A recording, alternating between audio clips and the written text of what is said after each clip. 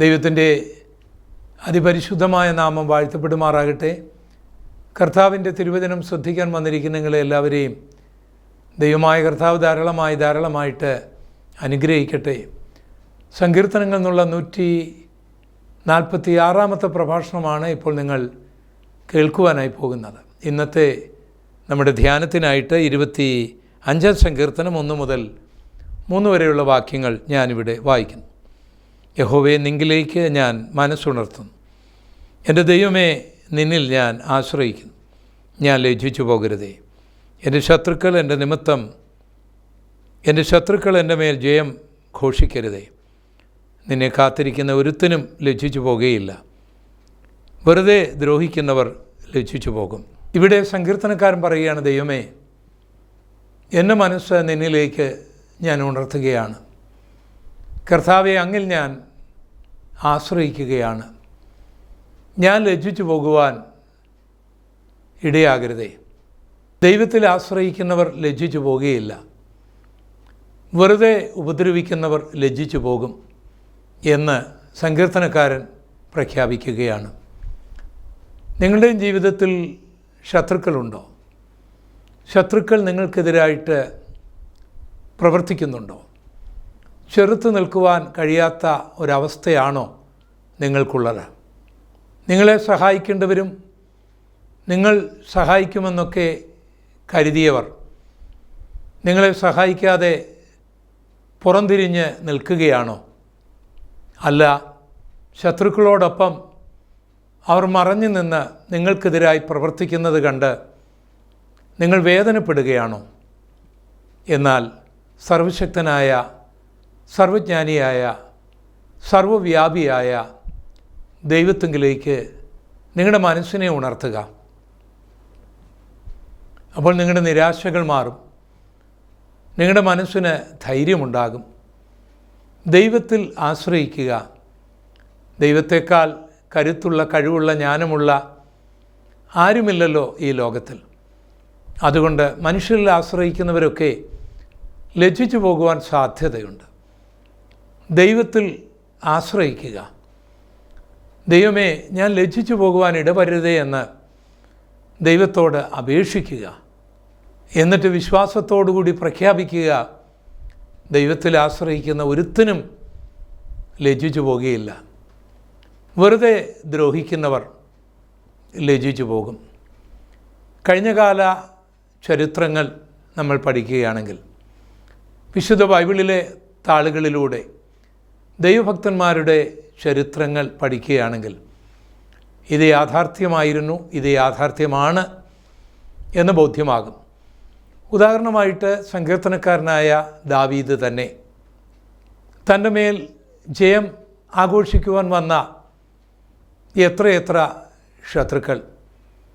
അതിലൊരാളായിരുന്നു ആയുധധാരിയായ അജാനബാഹുവായ ഗോലിയാത്ത്. ഇന്നേക്ക് 3000 വർഷങ്ങൾക്ക് മുൻപ് ഫെലിസ്ത്യരും ഇസ്രായേലരും തമ്മിൽ യുദ്ധങ്ങൾ പതിവായിരുന്നു. അങ്ങനെ ഒരു യുദ്ധകാലഘട്ടം ഇസ്രായേലും ഫെലിസ്ത്യരും ഏറ്റുമുട്ടി. ശൗലാണ് ഇസ്രായേലിൻ്റെ രാജാവ്. ഈ സന്ദർഭത്തിൽ ഫെലിസ്ത്യ രാജ്യത്തിൻ്റെ പ്രതിനിധികളും ഇസ്രായേൽ രാജ്യത്തിൻ്റെ പ്രതിനിധികളും കൂടി ഒരു പ്രത്യേക ഉടമ്പടി സൈൻ ചെയ്യുകയാണ്. ആ ഉടമ്പടിയിൽ നമ്മുടെ പട്ടാളക്കാർ പരസ്പരം വെട്ടി രക്തപ്പുഴ ഒഴുക്കേണ്ട, ഇരുഭാഗങ്ങളിൽ നിന്നും ഓരോ മല്ലന്മാരെ കളത്തിലിറക്കുക, അവർ തമ്മിൽ യുദ്ധം ചെയ്യട്ടെ. ആരുടെ പ്രതിനിധി പരാജയപ്പെടുമോ അത് ആ രാജ്യത്തിൻ്റെ പരാജയമായി കണക്കാക്കി ജയിച്ച മല്ലൻ്റെ രാജ്യത്തിന് കീഴ്പ്പെട്ടിരിക്കാം. ഇത് ശൗലിനും ഫെലിസ്തീയ നേതാക്കന്മാർക്കും സന്തോഷമായി, പട്ടാളക്കാർക്കും സന്തോഷമായി. കാരണം ഒരു യുദ്ധത്തിൽ ഇരുവശങ്ങളിലും ആയിരക്കണക്കിന് ആൾക്കാരാണ് കൊല്ലപ്പെടുന്നത്. അന്ന് തുടങ്ങി ഇന്നും ഇസ്രായേലും ഫെലിസ്ത്യരും തമ്മിലുള്ള യുദ്ധം തുടരുകയാണ്. എന്നാൽ ഈ ഉടമ്പടി ഒത്തിരി രക്തച്ചൊരിച്ചിലുകൾ ഇല്ലാതാക്കാൻ കാരണമായി. അങ്ങനെ ഉടമ്പടിയൊക്കെ സൈൻ ചെയ്തതിന് ശേഷം മല്ലന്മാർ മുൻപോട്ട് വരുവാനായിട്ട് ആഹ്വാനം ചെയ്യപ്പെട്ടു. ഫെലിസ്ത്യരുടെ ഭാഗത്തുനിന്ന് ഗോലിയാത്താണ് വന്നത്. ഗോലിയാത്ത് അജാനുബാഹുവായ ഒരു മനുഷ്യനായിരുന്നു. അദ്ദേഹത്തിൻ്റെ അത്രയും പൊക്കവും വണ്ണവും കരുത്തുമുള്ള ആരും ഇസ്രയേലിൽ അന്നുണ്ടായിരുന്നില്ല. അത്രമാത്രമല്ല, അദ്ദേഹം താമ്രം കൊണ്ട് പടച്ചട്ടയുണ്ടാക്കി തൻ്റെ ശരീരം പൊതിഞ്ഞു വച്ചിരിക്കുകയാണ്. നല്ല മിനുസമുള്ള നീളമുള്ള വാളും താമ്ര കുന്തവുമൊക്കെ അയാളുടെ പക്കലുണ്ട്. ആ കാലങ്ങളിൽ യുദ്ധമെന്ന് പറഞ്ഞാൽ വാളും പരിചയം ഒക്കെ ഉപയോഗിച്ചാണല്ലോ. അപ്പോൾ ഈ അജാനുബാഹുവായ മനുഷ്യനെ വാളുകൊണ്ട് വെട്ടുവാൻ കഴിയുകയില്ല.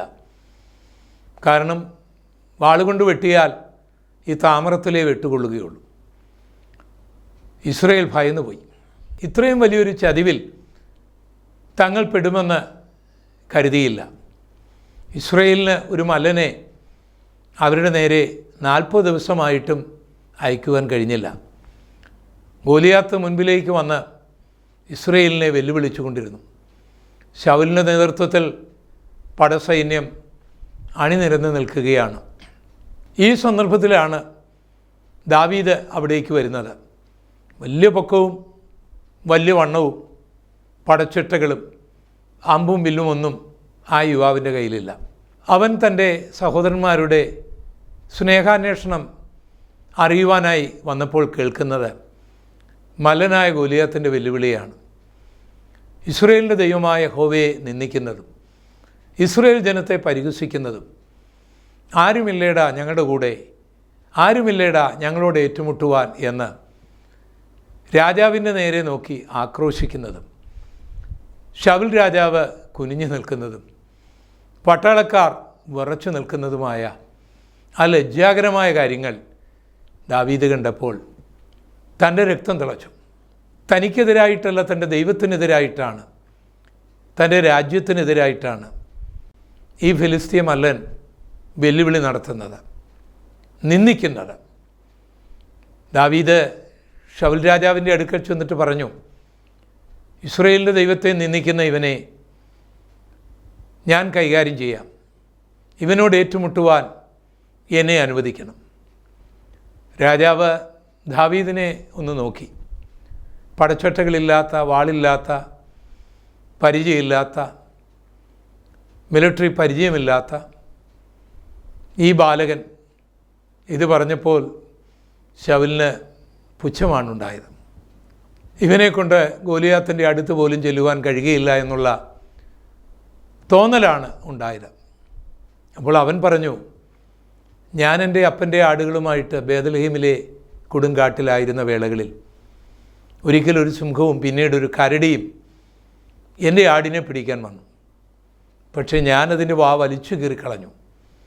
എൻ്റെ ആടിനെ ആ സിംഹത്തിൻ്റെ വായിൽ നിന്ന് ഞാൻ വിടുവിച്ചു. അങ്ങനെ എൻ്റെ അപ്പൻ്റെ ആടുകളെ സൂക്ഷിക്കാൻ എനിക്ക് ബലം നൽകിയ ആ ദൈവം എൻ്റെ ദൈവത്തെ നിന്ദിക്കുന്ന ഈ ഗോലിയാത്തിനെ പരാജയപ്പെടുത്തുവാൻ എനിക്ക് ബലം നൽകും. ഈ സാക്ഷ്യം കേട്ടപ്പോൾ ശൗലിന് ഒരു സന്തോഷം തോന്നി. ശൗലിൻ്റെ പടച്ചട്ടയും ശിരസ്രവുമെല്ലാം അവനെ ധരിപ്പിച്ചു. ശൗലിൻ്റെ കുന്തവും വാളുമൊക്കെ അവൻ്റെ കയ്യിൽ കൊടുത്തു. പക്ഷേ ദാവീദിന് ഇതൊന്നും ശീലമില്ലായിരുന്നു. തനിക്ക് നടക്കുവാനായി കഴിയുന്നില്ല. അപ്പോൾ അദ്ദേഹം രാജാവിനോട് പറഞ്ഞു, എനിക്കിങ്ങനെയുള്ള ശീലമൊന്നുമില്ല. ഈ പടച്ചട്ടയും ഹെൽമറ്റും ഈ വാളും കുന്തവുമൊന്നും എനിക്ക് വേണ്ട.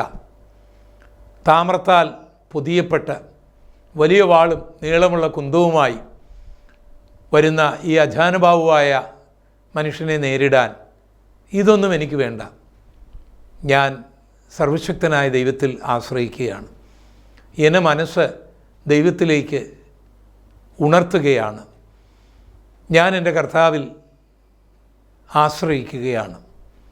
ഇത് പറഞ്ഞിട്ട് ദാവീദ് അനുവാദമൊന്നും ചോദിക്കാതെ പട്ടാളത്തിൻ്റെ പടച്ചട്ടകൾ ഒന്നുമില്ലാതെ, ആയുധങ്ങളൊന്നുമില്ലാതെ തൻ്റെ കയ്യിൽ ഒരു കവണി ഉണ്ടായിരുന്നു. 5 മിനുസമുള്ള കല്ലുകളും താൻ പെറുക്കിയെടുത്തു. അതിലൊന്ന് കവണിയിൽ വെച്ച് കറക്കിക്കൊണ്ട് ഗോലിയാത്തിൻ്റെ അടുക്കിലേക്ക് ദാവീദ് ചെന്നു. പടച്ചൊട്ടയില്ലാത്ത, വാളില്ലാത്ത, കുന്തമില്ലാത്ത ഈ ചെറുപ്പക്കാരനെ കണ്ടപ്പോൾ ഫെലിസ്ത്യർ അട്ടഹസിച്ചു. വിജയം സുനിശ്ചയം എന്ന് പറഞ്ഞുകൊണ്ട് വിജയം ആഘോഷിക്കാൻ തുടങ്ങി.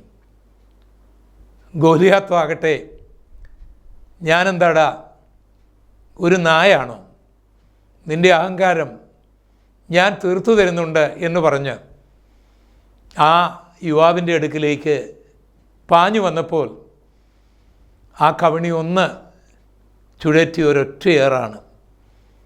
താമരം കൊണ്ട് പൊതിയപ്പെട്ട ആ ഗോലിയാത്തിൻ്റെ നെറ്റിയുടെ ഒരു ഭാഗം മാത്രമായിരുന്നു താമരം കൊണ്ട് മൂടാതിരുന്നത്.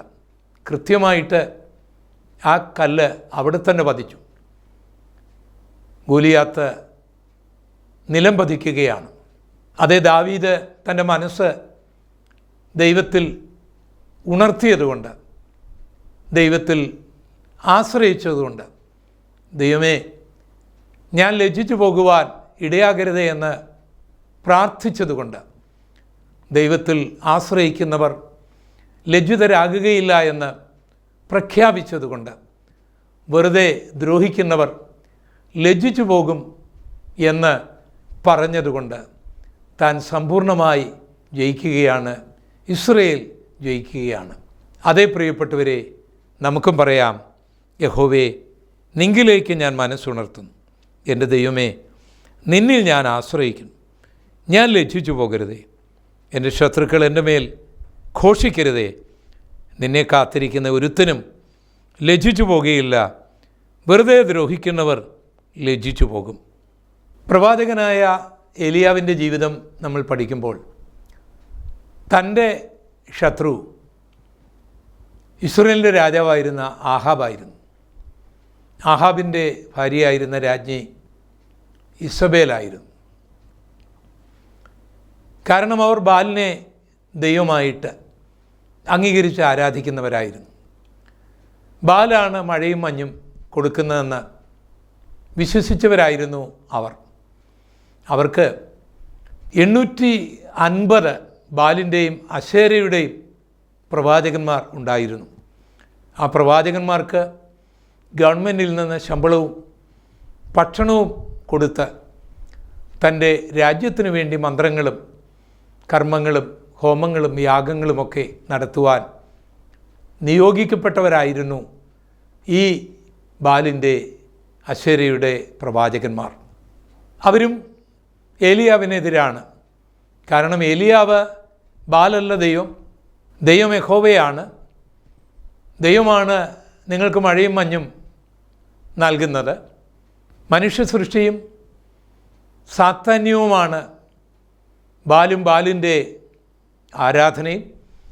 അത് നിങ്ങൾ ചെയ്യാൻ പാടില്ല എന്ന് പറഞ്ഞപ്പോൾ സ്വാഭാവികമായി ബാലിൻ്റെ പ്രവാചകന്മാരും ബാലിനെ ആരാധിക്കുന്ന മതവിശ്വാസികളും ബാലിനെ പ്രൊമോട്ട് ചെയ്യാനായിട്ട് സ്വയം സമർപ്പിച്ചിരിക്കുന്ന രാജാവിനും രാജ്ഞിക്കുമൊക്കെ ഏലിയാവിനോട് വൈരാഗ്യമുണ്ടായി. ഏലിയാവിനെ കൊന്നുകളയുവാൻ അവർ തീരുമാനിച്ചു. അതിനുവേണ്ടി അവർ ശപഥമെടുക്കുകയും ചെയ്തു. പക്ഷേ ഏലിയാവിനെ കണ്ടെത്താൻ അവർക്ക് കഴിഞ്ഞില്ല. കെരീത്തിൻ്റെ തോട്ടിലും സരാഭാത്തിലുമൊക്കെ ഏലിയാവുണ്ടായിരുന്നു. അന്വേഷിച്ച് നടന്ന ആഹാബിൻ്റെ പട്ടാളക്കാർക്ക് ഏലിയാവിനെ കണ്ടെത്താൻ കഴിഞ്ഞില്ല. ദൈവം അത് അനുവദിച്ചില്ല എന്ന് മാത്രം.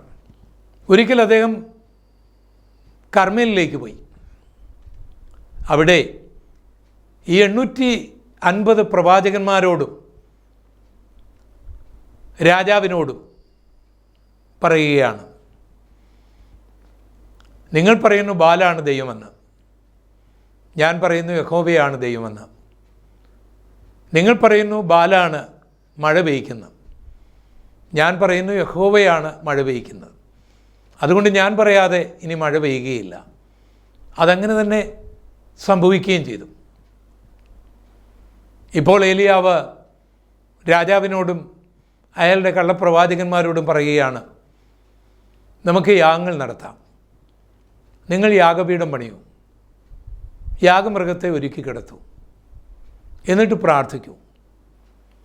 തീ കൊണ്ട് ഉത്തരമരുളുന്ന ദൈവം, അല്ലെങ്കിൽ യാഗമൃഗത്തെ തീ കൊണ്ട് ദഹിപ്പിക്കുകയാണെങ്കിൽ ആ ദൈവമാണ് യഥാർത്ഥ ദൈവം. ബാലിന് അങ്ങനെ ചെയ്യാൻ കഴിയുമെങ്കിൽ ബാലാണ് ദൈവം, അല്ല യഹോവയ്ക്ക് അങ്ങനെ ചെയ്യാൻ കഴിയുമെങ്കിൽ യഹോവയാണ് ദൈവം. രാജാവിനും പ്രവാചകന്മാർക്കും ഈ അഭിപ്രായം നല്ലതായിട്ട് തോന്നി. അങ്ങനെ അവർ യാഗപീഠം പണിതു, യാഗമൃഗത്തെ ഒരുക്കി കിടത്തി, ബാലിനോട് പ്രാർത്ഥിക്കുവാനായി തുടങ്ങി. മണിക്കൂറുകൾ പ്രാർത്ഥിച്ചിട്ടും ഉത്തരമൊന്നും ലഭിക്കുന്നില്ല. അവർ തുള്ളിയും ചാടിയും ശരീരത്തിൽ മുറിവുണ്ടാക്കിയും രക്തം ഒഴുക്കിയുമൊക്കെ പ്രാർത്ഥിച്ചിട്ടും ഒരു മറുപടിയും ഉണ്ടായില്ല, ഒരു തീയും ഇറങ്ങിയില്ല. അവരുടെ മുഖം മ്ലാനാവൃതമായി, ലജ്ജ കൊണ്ട് തല കുനിയാൻ തുടങ്ങി. എന്തു ചെയ്യണമെന്നറിയാതെ രാജാവും കുഴഞ്ഞു. അങ്ങനെ ബാലാരാധകരൊക്കെ പരാജയപ്പെട്ടപ്പോൾ ഏലിയാവ് യാഗപീഠം പണിതു, യാഗമൃഗത്തെ ഒരുക്കി ആ യാഗപീഠത്തിൽ കിടത്തി. എന്നിട്ട് ബാലിൻ്റെ ആൾക്കാരോട് പറഞ്ഞു, നിങ്ങൾ വെള്ളം കൊണ്ടുവന്നൊഴിക്കണം, ഞാനിവിടെ തീ മറച്ചു വെച്ചിരിക്കുന്നുവെന്ന് പറഞ്ഞ് നിങ്ങൾ പിന്നെ ദൈവപ്രവർത്തനത്തെ പരിഹസിക്കരുത്. അങ്ങനെ അവരെ കൊണ്ട് ആ യാഗപീഠത്തിലും അതിന് ചുറ്റുമൊക്കെ വെള്ളം ഒഴുകത്തക്ക നിലയിൽ ഒഴിപ്പിച്ചു. തീയൊന്നും അല്പം പോലും ഇല്ല എന്ന് ബോധ്യമാക്കിയതിന് ശേഷം ഏലിയാവ് പ്രാർത്ഥിച്ചു. ആ പ്രാർത്ഥനയിൽ ദൈവത്തിൻ്റെ അഗ്നി ഇറങ്ങി വന്ന് യാഗമൃഗം മാത്രമല്ല, യാഗപീഠവും മണ്ണും കൂടെ ദഹിച്ചു മാറുകയാണ്. ഇതിൻ്റെ മുൻപിൽ ബാലിൻ്റെ 850 പ്രവാചകന്മാർക്ക് ഒന്നും പറയുവാൻ കഴിയാതെയായി, രാജാവിനും ഒന്നും പറയുവാൻ കഴിയാതെയായി. എന്നിട്ട് ഏലിയ പറഞ്ഞു, രാജാവേ, നീ 2 തോണിയിൽ കാലുവെക്കരുത്, നിനക്ക് യാത്ര സുഗമമാകുകയില്ല, ലക്ഷ്യസ്ഥാനത്ത് എത്തുകയുമില്ല. യഹോവയാണ് ദൈവമെങ്കിൽ യഹോവയെ ആരാധിക്കുക, ബാലാണ് ദൈവമെങ്കിൽ ബാലിനെ ആരാധിക്കുക.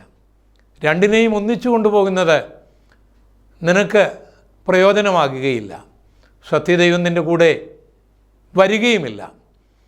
ബാലാണ് മഴ പെയ്യ്ക്കുന്നത് എന്നായിരുന്നല്ലോ നീ വിശ്വസിച്ചത്. എന്നാൽ ഇപ്പോൾ എൻ്റെ ദൈവം മഴ പെയ്യ്ക്കാനായിട്ട് പോകുകയാണ്. മഴ തന്നെയാതിരിക്കാനായിട്ട് നീ വേഗം രഥത്തിൽ കയറി പൊയ്ക്കൊള്ളുക എന്ന് ഏലിയാവ് പറയുകയും പിന്നീട് വലിയൊരു മഴ അവിടെ പെയ്യുകയും ചെയ്യുന്നതായി നമ്മൾ ബൈബിളിൽ വായിക്കുന്നുണ്ട്. അതെ, യഹോവേ, നിങ്കിലേക്ക് ഞാൻ മനസ്സുണർത്തും. എൻ്റെ ദൈവമേ, നിന്നിൽ ഞാൻ ആശ്രയിക്കുന്നു. ഞാൻ ലജ്ജിച്ചു പോകരുതേ. എൻ്റെ ശത്രുക്കൾ എൻ്റെ മേൽ ജയം ഘോഷിക്കരുതേ. നിന്നെ കാത്തിരിക്കുന്ന ഒരുത്തനും ലജ്ജിച്ചു പോകുകയില്ല. വെറുതെ ദ്രോഹിക്കുന്നവൻ ലജ്ജിച്ചു പോകും. അതേ ദൈവത്തിൻ്റെ അഭിഷിക്തന്മാരെ, ദൈവഭക്തരെ, ഒരു രാജാവിനോടോ ഒരു രാജ്യത്തോടോ ബാലിൻ്റെ പ്രവാചകന്മാരോടോ ഏറ്റുമുട്ടുവാനുള്ള കരുത്തൊന്നും നമുക്കില്ല. എന്നാൽ നമ്മൾ ആശ്രയിക്കുന്ന ദൈവം രാജാവിനേക്കാളും രാജാവിൻ്റെ സൈന്യത്തെക്കാളും അയാളുടെ മന്ത്രവാദികളെക്കാളും ശക്തനായതുകൊണ്ട് അവനിൽ ആശ്രയിച്ചാൽ, ആ ദൈവത്തിൽ ആശ്രയിച്ചാൽ ലജ്ജിച്ചു പോകേണ്ടി വരികയില്ല. വെറുതെ ദ്രോഹിക്കുന്നവരെല്ലാം ലജ്ജിച്ചു പോയിട്ടുണ്ട്, ലജ്ജിച്ച് പോകുകയും ചെയ്യും. പേർഷ്യൻ സാമ്രാജ്യത്തിൻ്റെ ചരിത്രം പഠിക്കുമ്പോൾ അഹശ്വേരോശ് രാജാവ് ഭരിക്കുന്ന കാലം, എസ്തേറാണ് അന്നത്തെ രാജ്ഞി, മൊർദെഖായിയാണ് രാജധാനിയുടെ വാതിൽ കാവൽക്കാരൻ. ഹാമാനായിരുന്നു രാജ്യത്തിലെ രണ്ടാമൻ. ഇന്ത്യ മുതൽ എത്യോപ്യ വരെയുള്ള രാജ്യങ്ങളായിരുന്നു മേദ്യ പേർഷ്യ സാമ്രാജ്യത്തിൽ ഉൾപ്പെട്ടിരുന്നത്. രണ്ടാമനായിരുന്ന ഹാമാനെ എല്ലാവരും ആദരിക്കുമായിരുന്നു, ബഹുമാനിക്കുമായിരുന്നു, ആരാധിക്കുമായിരുന്നു, തൻ്റെ കാൽക്കൽ വീണ് നമസ്കരിക്കുമായിരുന്നു. കാരണം ചക്രവർത്തിയുടെ സുഹൃത്താണ് ഹാമാൻ. അദ്ദേഹം പറയുന്നതെന്തും അനുസരിക്കുന്ന ഒരാളായിരുന്നു. അത്ര സ്നേഹമായിരുന്നു ഹാമാനോട്. ചില സന്ദർഭങ്ങളിൽ ചക്രവർത്തി ഹാമാനാണ് എന്ന് തോന്നിപ്പോകും. കാരണം ചക്രവർത്തിയുടെ കിരീടവും ചക്രവർത്തിയുടെ മുദ്രാമോതിരവുമൊക്കെ ഹാമാനെ ചില സന്ദർഭങ്ങളിൽ ഈ അഹശ്വേരോഷ് ഏൽപ്പിക്കുമായിരുന്നു. അതുകൊണ്ട് പ്രജകളെല്ലാം ഹാമാനെ നമസ്കരിക്കുമായിരുന്നു. മൊർദെഖായി ഹാമാനെ ആദരിച്ചു, ബഹുമാനിച്ചു, പക്ഷേ ആരാധിക്കുകയില്ലായിരുന്നു. ആരാധന ദൈവത്തിന് മാത്രമേ കൊടുക്കാവൂ എന്ന് പഠിച്ച ഒരാളായിരുന്നു മൊർദെഖായി. ദൈവത്തിൻ്റെ മുൻപിൽ മാത്രമേ അദ്ദേഹം വണങ്ങൂ, നമസ്കരിക്കൂ. പക്ഷെ മറ്റുള്ളവരെയെല്ലാം അവർക്ക് അർഹമായ നിലയിൽ ബഹുമാനിക്കുന്ന ഒരു കാവൽക്കാരനായിരുന്നു അദ്ദേഹം. രാജ്യത്തിലെ പ്രമുഖന്മാരൊക്കെ തൻ്റെ കാൽക്കൽ വീണ് നമസ്കരിക്കുമ്പോൾ ഈ കാവൽക്കാരൻ മാത്രം തന്നെ ആരാധിക്കാതിരിക്കുന്നതിൽ ഈ ഹാമാന് വലിയ കോപമുണ്ടായി, വലിയ പുച്ഛമുണ്ടായി. ഈ മൊർദെഖായിയെ മാത്രമല്ല, അയാളുടെ വംശത്തെയും കൊന്നുമുടിക്കണം എന്ന് ഹാമാൻ മനസ്സിൽ കണക്കുകൂട്ടി. അങ്ങനെ ഒരു ദിവസം മൊർദെഖായിയെ കെട്ടിത്തൂക്കാൻ ഒരു കഴുകുമരം ഹാമാൻ ഉണ്ടാക്കി. അടുത്ത പ്രഭാതത്തിൽ മൊർദെഖായിയെ തന്നെ ആരാധിക്കാത്തത് കൊണ്ട് ആ കഴുകുമരത്തിൽ തൂക്കാനായിട്ട് താൻ തീരുമാനിച്ചു. ചക്രവർത്തിയുടെ ഒരു അനുവാദം വേണം. അത് ചക്രവർത്തി തനിക്ക് കൊടുക്കുകയും ചെയ്യും. താൻ കൊട്ടാരത്തിലേക്ക് പോയി.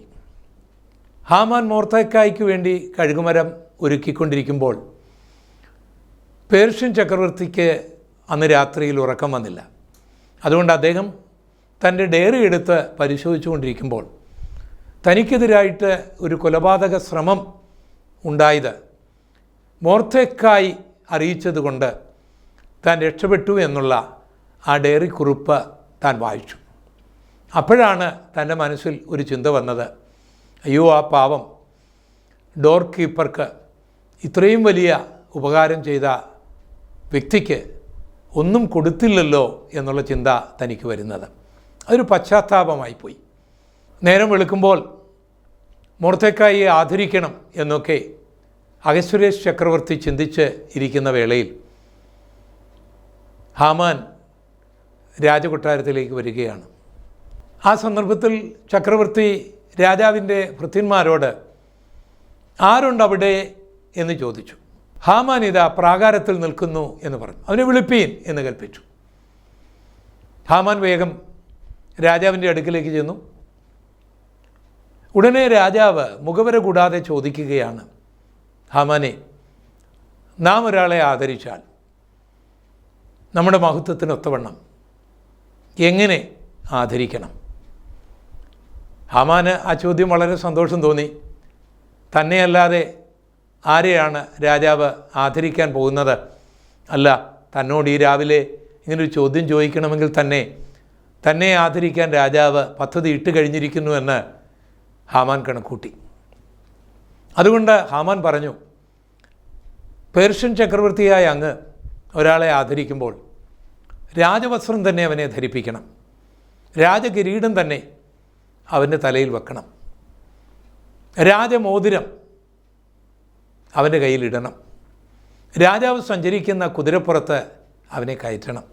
എന്നിട്ട് ചക്രവർത്തി ആദരിക്കുന്നവരെ ഇങ്ങനെ ആദരിക്കും എന്ന് പറഞ്ഞുകൊണ്ട് രാജധാനി മുഴുവൻ വിളിച്ചു പറയുവാൻ അങ്ങയുടെ രാജ്യത്തിലെ പ്രമുഖനായ ഒരാളെ ഏൽപ്പിക്കണം. അപ്പോൾ ജനങ്ങൾക്ക് രാജാവിനോടുള്ള ബഹുമാനം വർദ്ധിക്കും.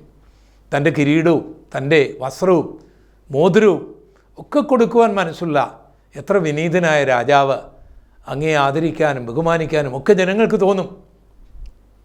ഈ സന്ദർഭത്തിൽ മൊർദെഖായിക്ക് വേണ്ടി ഒരുക്കിയിരിക്കുന്ന കഴുകുമരം, മൊർദെഖായി ഇതൊന്നും അറിയാതെ വാതിൽ കാവൽക്കാരനായിട്ടിരിക്കുന്നു. ഹാമാൻ ശത്രുവാണ്, അവൻ പദ്ധതികൾ തയ്യാറാക്കുന്നുണ്ടെന്ന് മാത്രമേ തനിക്കറിയുവാൻ കഴിയുകയുള്ളൂ. രാജാവ് പറയുകയാണ്, ഹാമാനെ, നീ പറഞ്ഞതിൽ ഒന്നും കുറയ്ക്കണ്ട, അതെല്ലാം ആ കാവൽക്കാരനായ മൊർദെഖായിക്ക് കൊടുക്കുക. ഹാമാൻ ഞെട്ടിപ്പോയി. പക്ഷേ ചക്രവർത്തി പറഞ്ഞ കൽപ്പനകൾ താൻ പാലിക്കണമല്ലോ. താൻ വാതിൽ കാവൽക്കാരനായ മൊർദെഖായിയുടെ അടുക്കൽ രാജാവ് സഞ്ചരിക്കുന്ന കുതിരയുമായിട്ട് വന്നു. രാജവസ്ത്രം ധരിപ്പിച്ചു, രാജകിരീടം വെച്ചു, മുദ്രാമോതിരം കയ്യിൽ ഇടിയിച്ചു. ആ കുതിരപ്പുറത്ത് കയറ്റി ഹാമാൻ വിളിച്ചു പറഞ്ഞു, പേർഷ്യൻ ചക്രവർത്തി ഒരാളെ ആദരിച്ചാൽ ഇങ്ങനെ ആദരിക്കും എന്ന്. ഇവിടെ ശത്രു ലജ്ജിക്കുകയാണ്. അതെ പ്രിയപ്പെട്ടവരെ, നമുക്കും ഇങ്ങനെ പ്രാർത്ഥിക്കാം. യഹോവേ, നിങ്കിലേക്ക് ഞാൻ മനസ്സുണർത്തുന്നു. എൻ്റെ ദൈവമേ, നിന്നിൽ ഞാൻ ആശ്രയിക്കുന്നു. ഞാൻ ലജ്ജിച്ചു പോകരുതേ. എൻ്റെ ശത്രുക്കൾ എൻ്റെ മേൽ ജയം ഘോഷിക്കരുതേ. നിന്നെ കാത്തിരിക്കുന്ന ഒരുത്തനും ലജ്ജിച്ചു പോകുകയില്ല. വെറുതെ ദ്രോഹിക്കുന്നവർ ലജ്ജിച്ച് പോകും. നമുക്ക് പ്രാർത്ഥിക്കാം. ഞങ്ങളുടെ ദൈവമേ, ഞങ്ങളുടെ മനസ്സുണർത്താനും ദൈവത്തിൽ ആശ്രയിപ്പാനും, ദൈവത്തിൽ ആശ്രയിക്കുന്നവർ ലജ്ജിച്ചു പോകുകയില്ല, വെറുതെ ദ്രോഹിക്കുന്നവർ ലജ്ജിച്ചു പോകും എന്ന് പ്രഖ്യാപിക്കുവാനും ഉള്ള ഭാഗ്യം ഞങ്ങൾക്കെല്ലാവർക്കും നൽകണമേ. യേശു കർത്താവിൻ്റെ ധന്യമുള്ള നാമത്തിൽ അപേക്ഷിക്കുന്നു. കൃപ തോന്നി കേൾക്കുമാറാകണമേ. ആമേൻ. ദൈവം ഈ വചനങ്ങളാൽ നിങ്ങളേവരെയും ധാരാളമായി അനുഗ്രഹിക്കുമാറാകട്ടെ. കർത്താവിൻ്റെ തിരുവെഴുത്തുകളിൽ നിന്നുള്ള മറ്റൊരു പ്രഭാഷണവുമായി നിങ്ങളുടെ അടുക്കൽ വരുന്നവരെ കർത്താവിൻ്റെ കൃപ നിങ്ങളോട് എല്ലാവരോടും കൂടി ഇരിക്കുമാറാകട്ടെ. ആമേൻ.